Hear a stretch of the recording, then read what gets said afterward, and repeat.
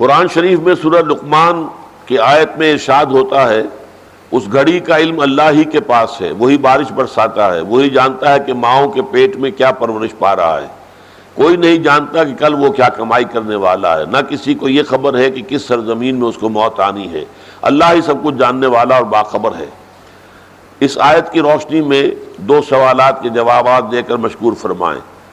آج کل جو مصنوعی بارشوں کے تجربے ہو رہے ہیں اس کے بارے میں آپ کی کیا رائے ہے؟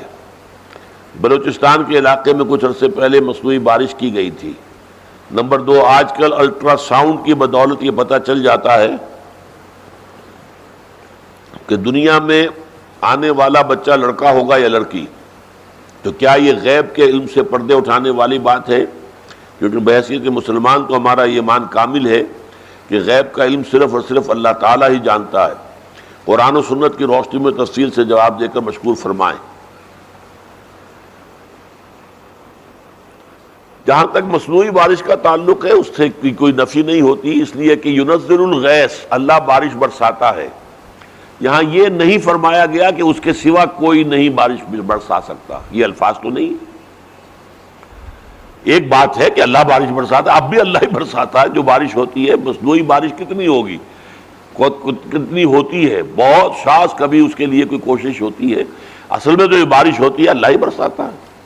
البتہ یہ جو آیت ہے جس میں 5 چیزوں کا ذکر ہے، ان میں سے در حقیقت صرف 3 چیزیں ایسی ہیں کہ جن میں نفی مطلق ہے۔ ان اللہ عندہ علم الساعہ، قیامت کا علم صرف اللہ کے پاس ہے۔ یہ چونکہ جو حصر کا اسلوب ہے اس لیے یہاں پر خود بخود گویا کہ دوسروں سے نفی ہو جائے گی۔ ینزل الغیث، اس میں کوئی نفی نہیں ہے۔ یعلم ما فی الارحام، وہ جانتا ہے رحموں میں کیا ہے، اس میں کوئی نفی نہیں ہے کہ دوسرے نہیں جان سکتے۔ البتہ 2 باتیں آخری جو ہے ان کے اندر ہے، وَمَا لَا يَعْلَمُ نَفْسٌ مَا تَكْسِبُ غَدًا، کوئی نہیں جانتا جان کہ وہ کل کیا کمائے گی۔ وَمَا تَعْلَمُ نَفْسٌ بِأَيِّ أَرْضٍ تَمُوتُ، کس جگہ اس کی موت واقع ہوگی کوئی نہیں جانتا۔ یہ 3 چیزوں کے اندر تو نفی مطلق ہے، 2 میں صرف اس بات ہے اللہ کے لیے۔ اس اعتبار سے تو کوئی سوال پیدا ہوتا ہی نہیں۔ البتہ ایک حدیث کے اندر الفاظ آئے ہیں، حضور نے اس آیت کے حوالے سے فرمایا کہ 5 باتیں وہ ہیں جو اللہ کے سوا کسی کے علم میں نہیں ہیں۔ اس حدیث کے اعتبار سے سوال پیدا ہوتا ہے، لیکن قرآن مجید کی آیت سے یہ سوال پیدا نہیں ہوتا۔